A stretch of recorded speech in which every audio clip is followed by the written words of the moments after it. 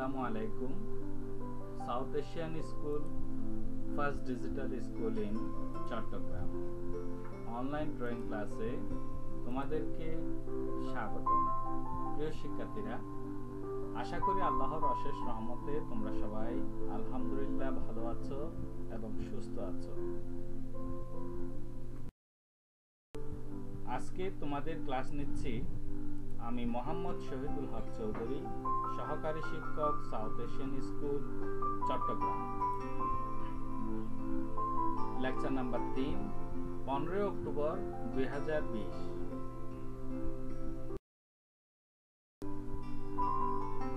পাঠ পরিচিতি।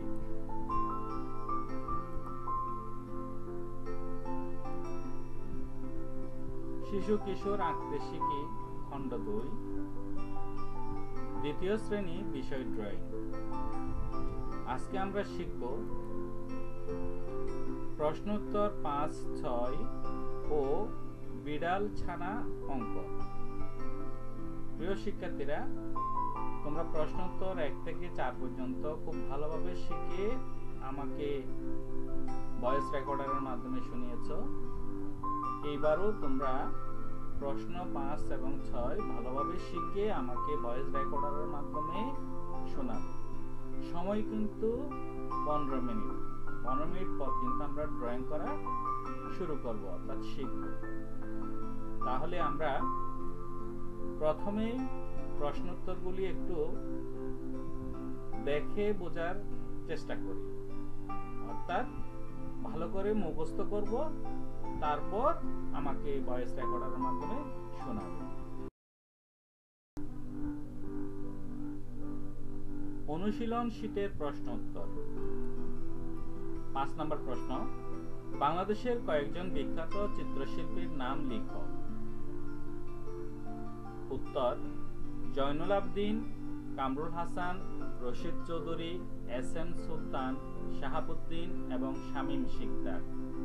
শিক্ষার্থীরা, তোমরা যাদের নাম শুনেছো এরাই হচ্ছে বাংলাদেশের প্রথম সারির চিত্রশিল্পীরা, অর্থাৎ বিখ্যাত চিত্রশিল্পীরা। তন্মধ্যে কিন্তু জয়নুল আবদিনের অবদান অসীম। তিনি সর্বপ্রথম বাংলাদেশে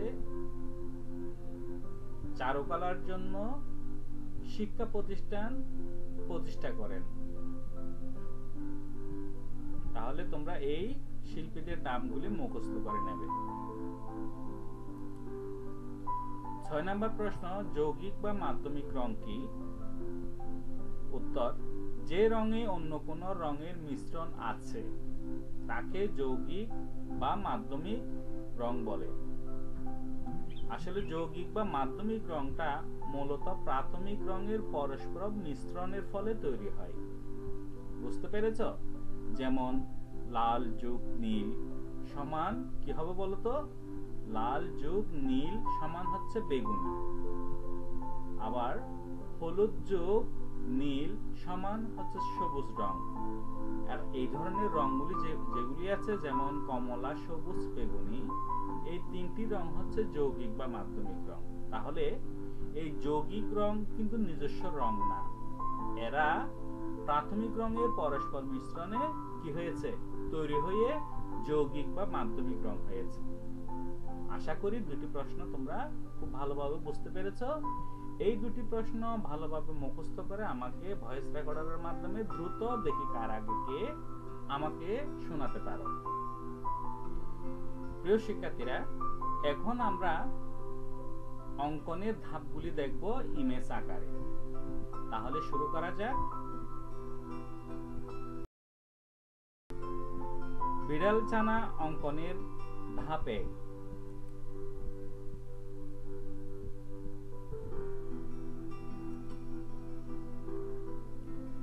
তোমরা এই ইমেজের মধ্যে কি দেখতে পাচ্ছ? তোমরা দেখতে পাচ্ছ যে 2টি বৃত্ত আঁকা, একটি বড় এবং একটি ছোট। ছোট এবং বড় পরস্পর মধ্যে কিন্তু তুলনামূলক সাইজের দিক দিয়ে কি আছে? বড় ছোট আছে। তোমরা এইভাবে বড় ছোট করে 2টি বৃত্ত তৈরি করো।